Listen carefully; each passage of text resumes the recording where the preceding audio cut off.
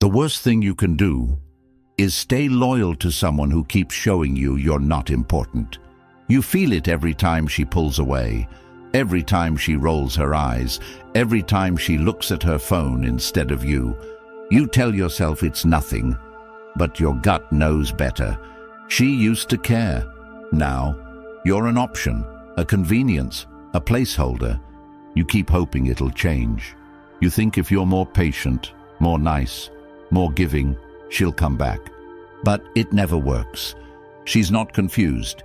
She knows what she's doing. And deep down, you do too. Comment, "I deserve respect," if you're done being blind to your worth. This video is your reset. Not to fix her, but to rebuild you.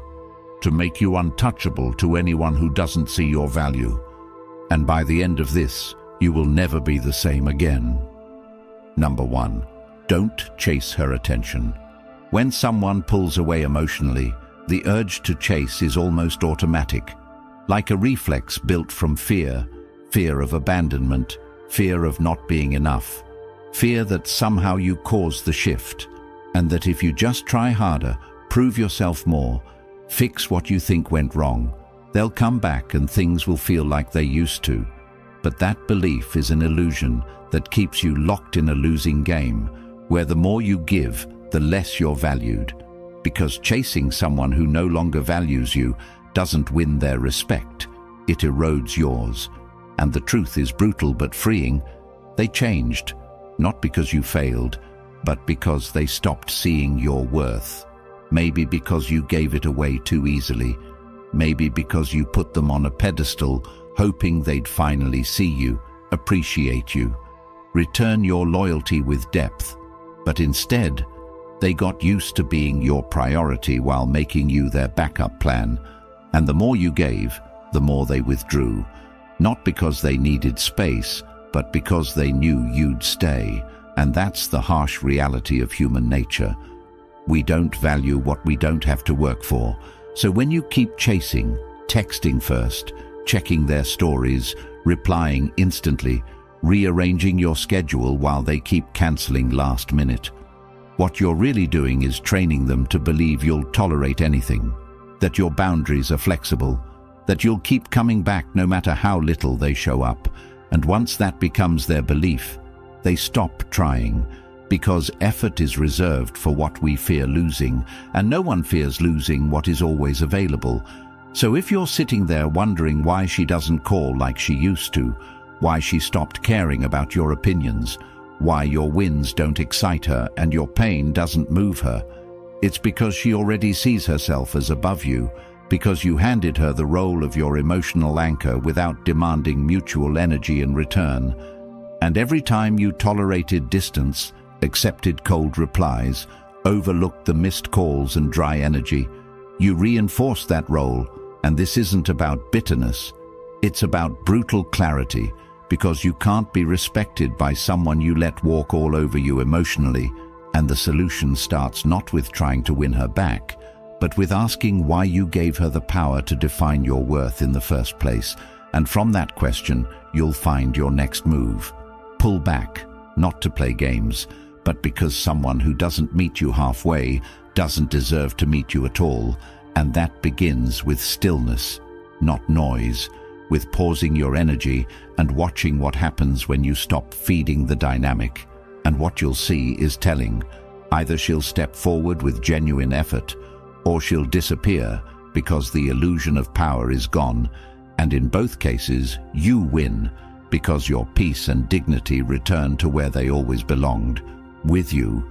And this is where Stoic clarity lives, not in reacting, but in observing, not in shouting your value, but in walking in it, without needing it confirmed by someone who already stopped seeing it.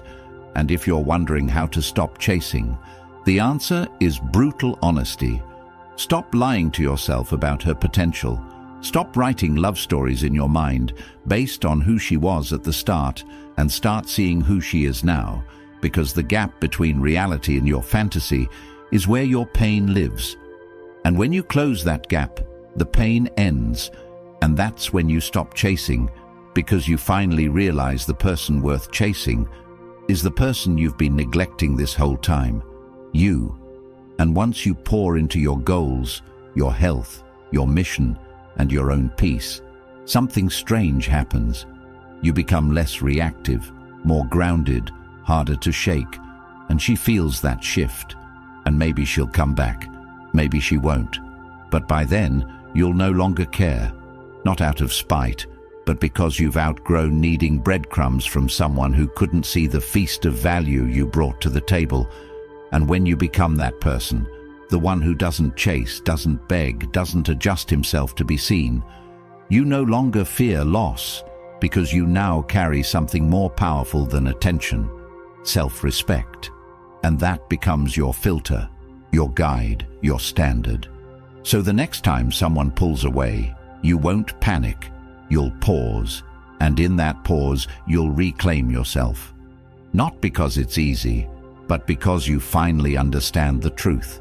The person who chases loses their value in the eyes of the one they chase, and the person who walks away with clarity creates the space where real respect is either born or the illusion dies. Either way, you win, and that win begins the moment you stop chasing those who treat your presence like it's disposable, because from that moment forward, you become unavailable to anything less than alignment. And that's how you rebuild your worth. Not through them, but through discipline. And that discipline becomes your strength, your peace, your standard. And once you live by that, everything changes forever. And if that message hit you where it hurts but also woke something up inside you, then don't stop here.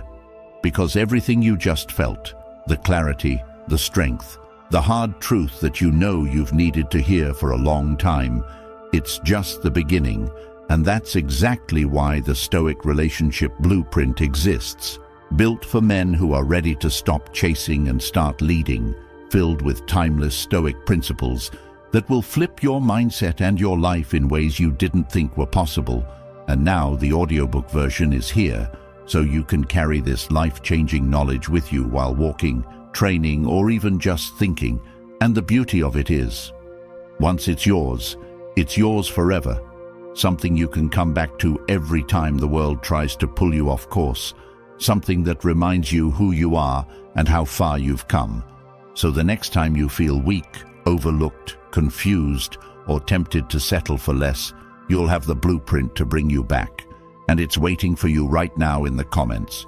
All that's left is to take the step your future self is begging you to take. Number 2.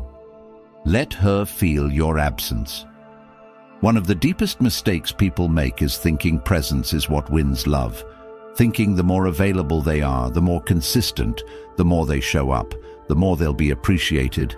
But the opposite often happens, especially when you're giving that presence to someone who doesn't respect it, who doesn't reciprocate, who uses your consistency as a crutch to never change.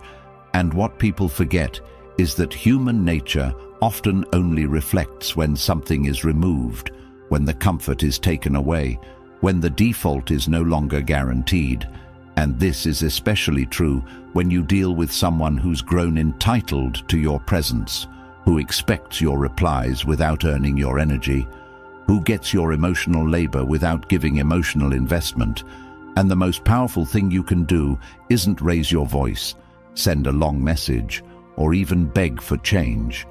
It's to remove yourself silently, not out of bitterness, but out of realization, because silence says what words cannot. It says you're no longer willing to pour into someone who only takes, who only notices your worth when they fear losing access to it. And absence isn't about being petty, it's about being precise with your energy, because you have to understand that people don't think about what they have constant access to. They don't value the tap that never stops flowing.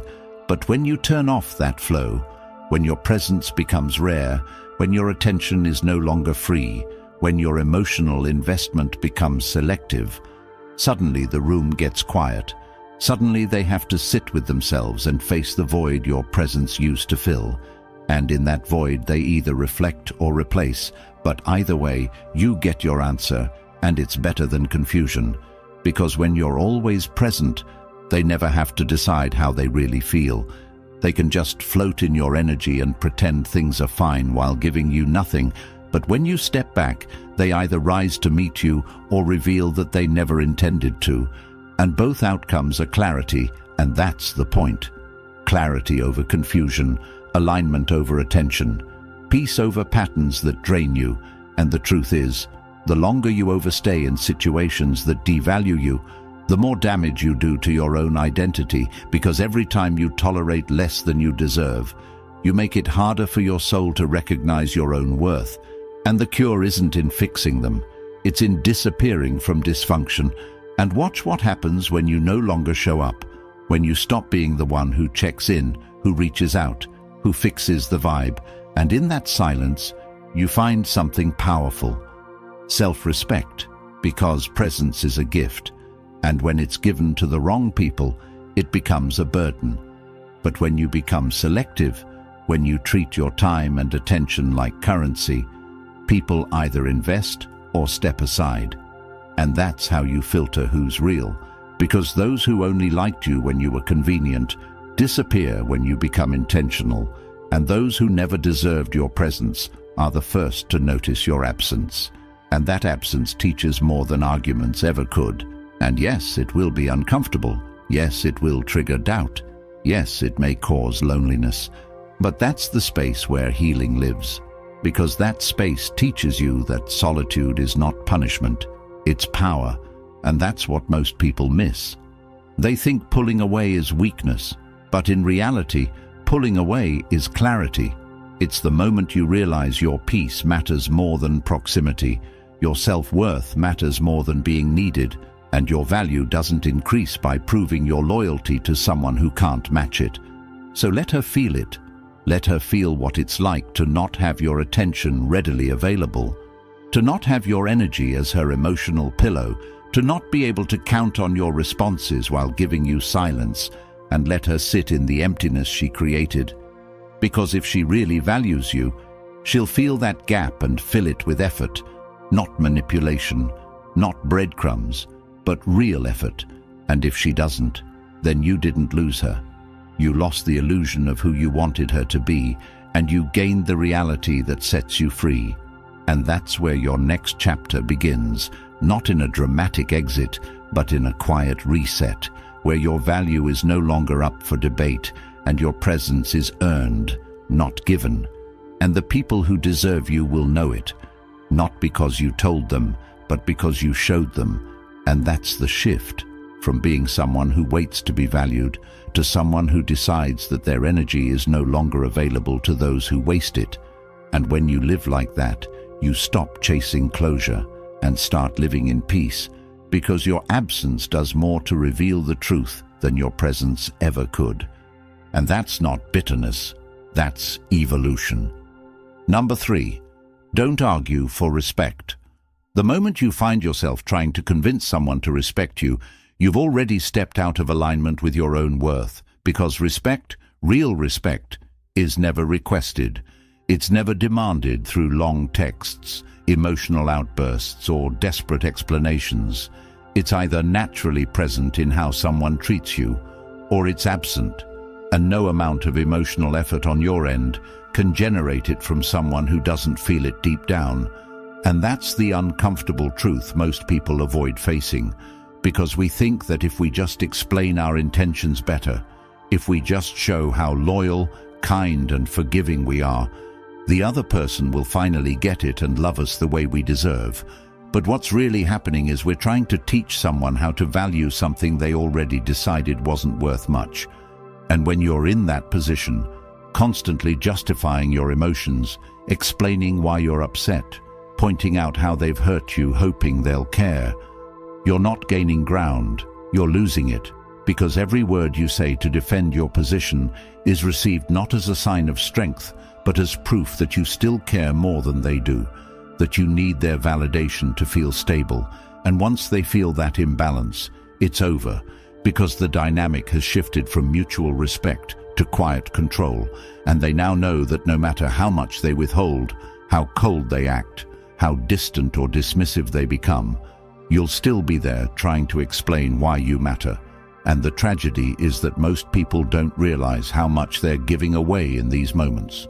They don't see that by arguing for basic decency, they're communicating that disrespect is negotiable, that their boundaries are flexible, and the other person subconsciously logs that in their system, that you're someone who talks a lot about self-worth but doesn't act on it, that you'll cry, get mad, write paragraphs, vent to your friends, but still stay, still show up, still give your body and your energy and your time to someone who's already mentally checked out.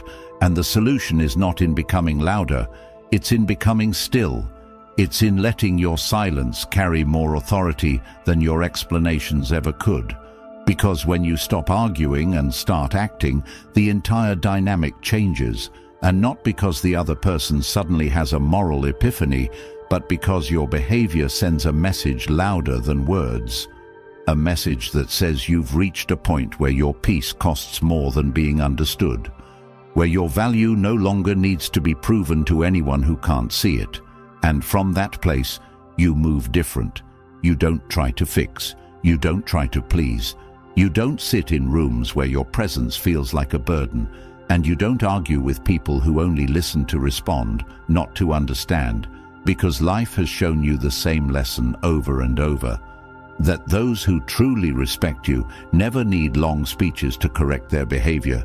They see your standards and adjust or exit, and both are acceptable, because when you stop arguing, what you're really doing is taking your power back, not in a loud, dramatic way, but in a quiet, grounded, stoic way that tells the world you are no longer emotionally available for disrespect.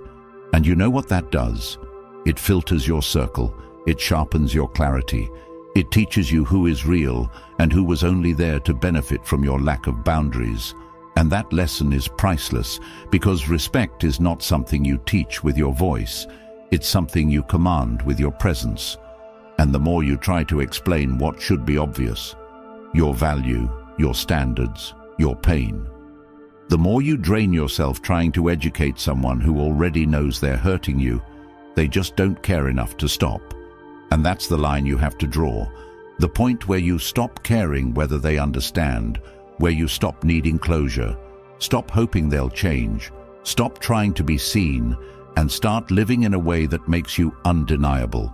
Not because you shout louder, but because you walk away first, because you build a life so grounded in peace and purpose that no amount of temporary affection or superficial charm can lure you back into emotional confusion.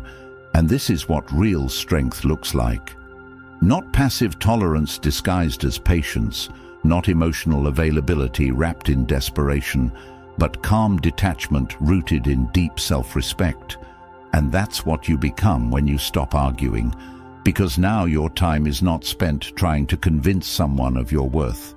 It's invested in building a life where the only people who get access to you are the ones who never needed to be begged to act right. And if you're stuck in a loop where you're constantly defending yourself, trying to make them, see how much you care, how deeply you love, how much you've been hurt. Stop, take a step back, and ask yourself this: why am I working this hard to make someone respect what should already be clear? Why am I exhausting myself to be seen by someone who refuses to look? And if the answer is fear of loss, fear of being alone, fear of starting over, then that's where your healing begins, because no amount of explanation will ever compensate for a lack of self-worth, and no person is worth losing your peace over.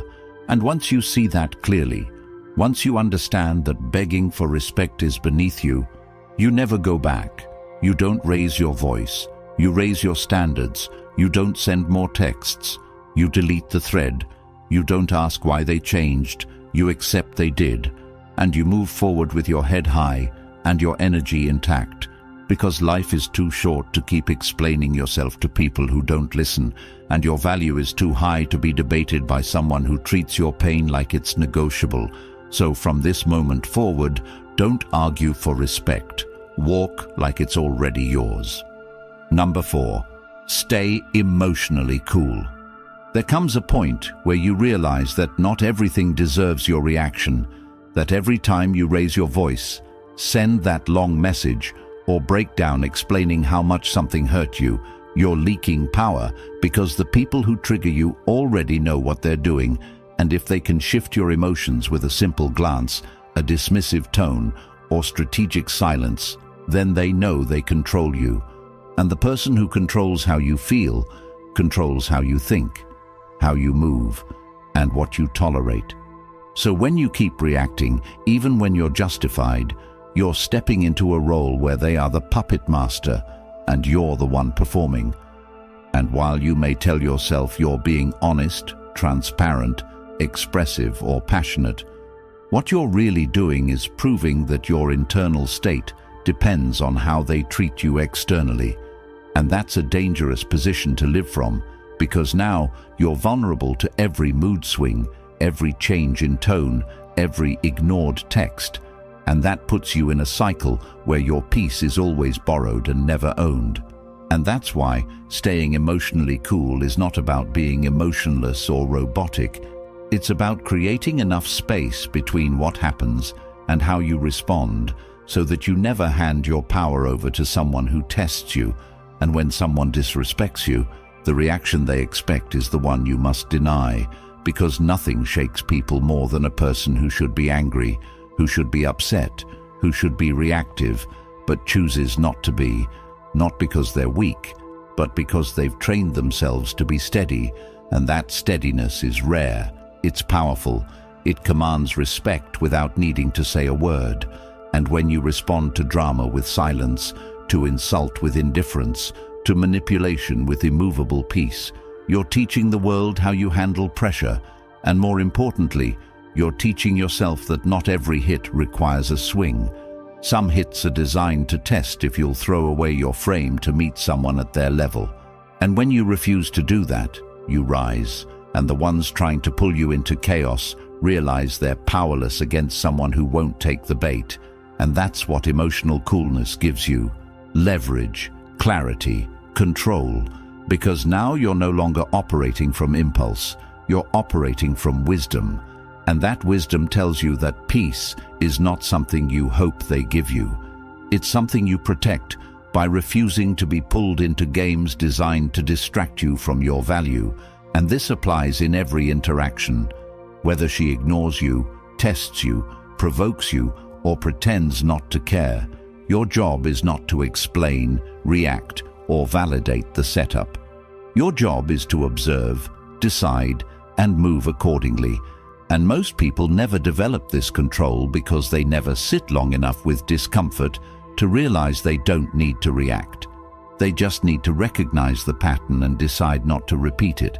And once you see that, you become unshakable.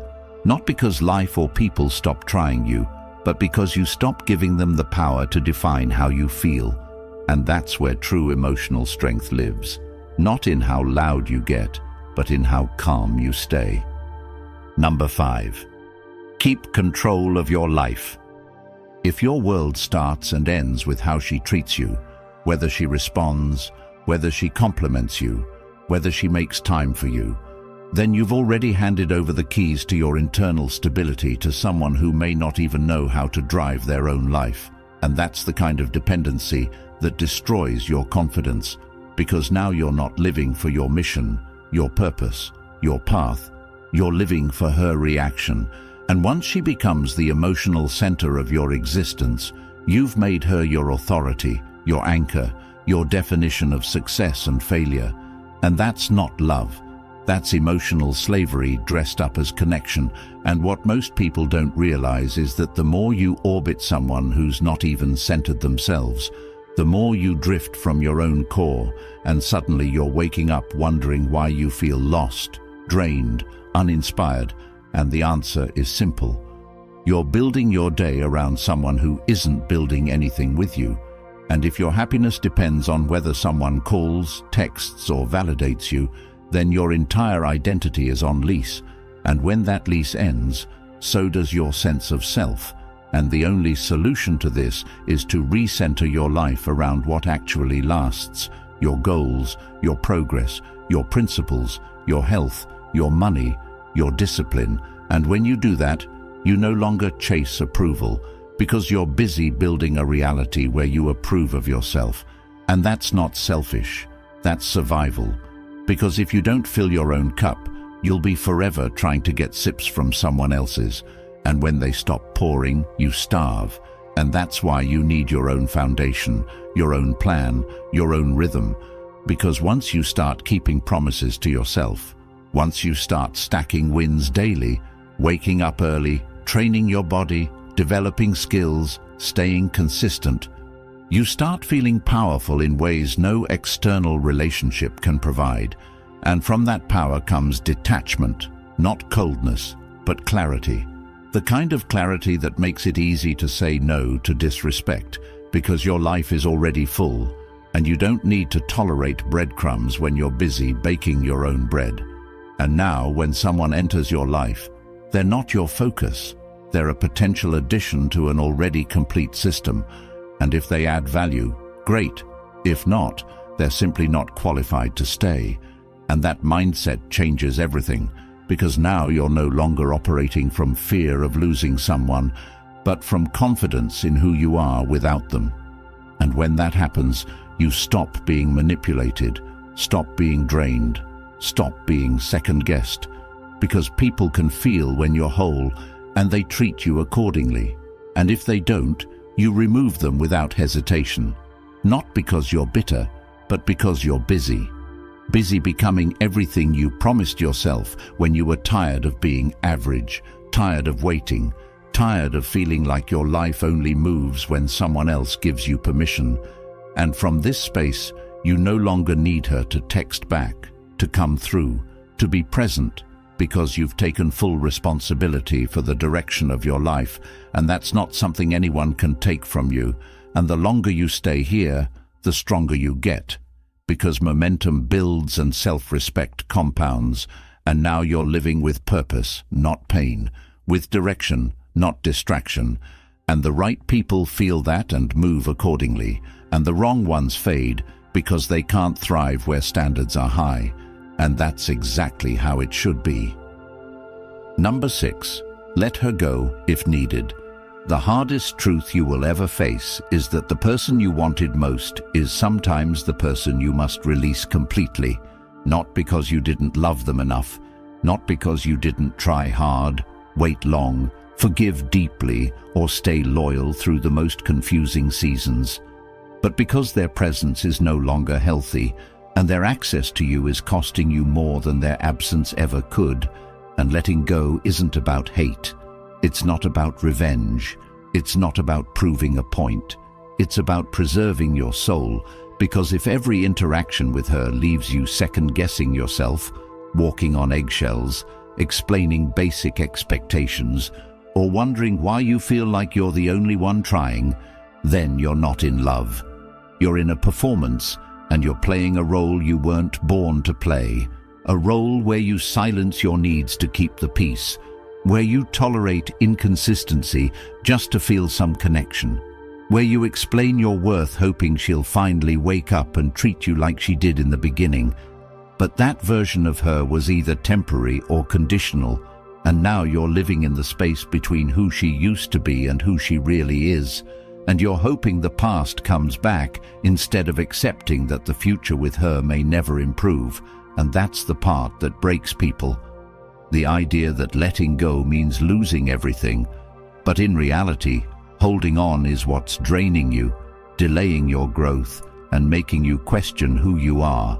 And that's why the most powerful move you can make is walking away without needing closure, without needing validation, without needing her to understand. Because maybe she won't, and maybe she doesn't care, and maybe she's already replaced you emotionally, and if that's the case, every extra day you stay hoping she'll change is a day you deny yourself the healing that comes from finally choosing yourself.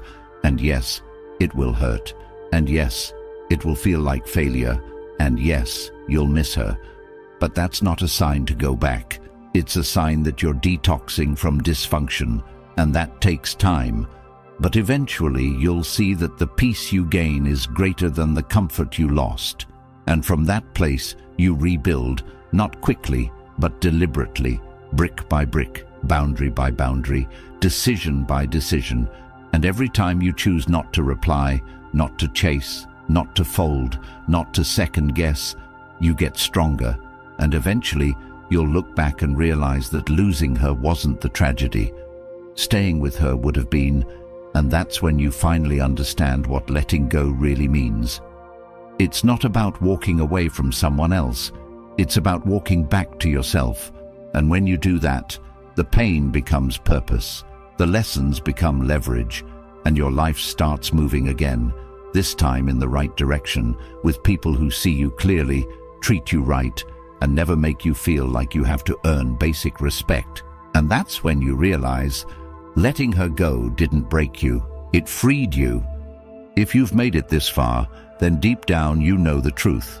You've been conditioned to tolerate disrespect, to chase validation, to water yourself down just to keep someone who stopped seeing your value, and society won't teach you how to reclaim your power, because a man who knows his worth can't be controlled, and that's why the Stoic relationship blueprint was created, to arm you with the timeless Stoic principles they hope you never discover. The mindset that makes you unfazed, clear, and untouchable, and now it's finally available as an audiobook so you can carry this power with you, while walking, training, or just thinking, and once you have it, it's yours for life. No more excuses, no more confusion, just the truth you've been starving for. Hit the comments right now and type, "I choose my peace," if you're ready to grab it. And if this message lit something inside you, like the video, subscribe, and help get this truth in front of more men before they waste another year chasing people who don't respect them.